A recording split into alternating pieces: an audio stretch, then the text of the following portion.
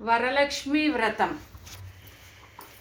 ఈ శ్రావణ మాసంలో వచ్చే రెండవ శుక్రవారం నాడు స్త్రీలకు అత్యంత విశిష్టమైన రోజు. ఈ రోజు ఆచరించే వరలక్ష్మి వ్రతం స్త్రీలకు ఐదవ తనాన్ని అష్టైశ్వర్యాలను కలగజేస్తుందని నమ్ముతారు. ముత్తైదులు శుక్రవారం తెల్లవారుజామునే లేచి శుచిగా స్నానం చేసి పూజా మందిరాన్ని అలంకరించుకొని కలశం పెట్టి ఈ వ్రతం ఆచరిస్తారు. ఈ శ్రావణ మాసంలో ఈ వ్రతం ఆచరించడం వలన తమ కోరికలు నెరవేరుతాయని స్త్రీలు నమ్ముతారు. ఇంతటి పరమ పవిత్రమైన శ్రావణ శుక్రవార వ్రత విధానం, కథ, పూజా విధానం తెలుసుకుందాం.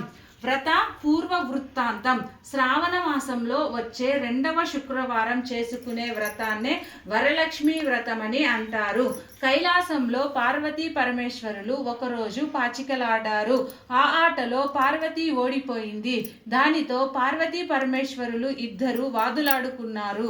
ఈ వాదాన్ని పరిష్కరించమని పార్వతీ పరమేశ్వరులు చిత్రనేమిని కోరారు. ఇరువురి వాదనలు విన్న చిత్రనేమిని పరమేశ్వరుడు గెలిచాడని చెప్పాడు. దానితో పార్వతీదేవి ఆగ్రహించి చిత్రనేమికి కుష్టు రోగం ప్రవర్తించేటట్లు శపించింది. చిత్రనేమి పార్వతీదేవిని ధీరంగా ప్రార్థించి శాప విమోచనం కలిగించాలని అడిగాడు.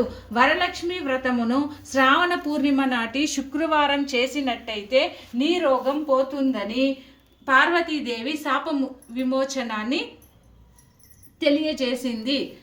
ఆ శుక్రవార వ్రతమును ఆచరించి మేలు పొందాడు చిత్రనేమిని. ఈ వరలక్ష్మి వ్రతమును పార్వతీదేవి కూడా ఆచరించగా కుమారస్వామి అంటే సుబ్రహ్మణ్యేశ్వర స్వామి జన్మించారు.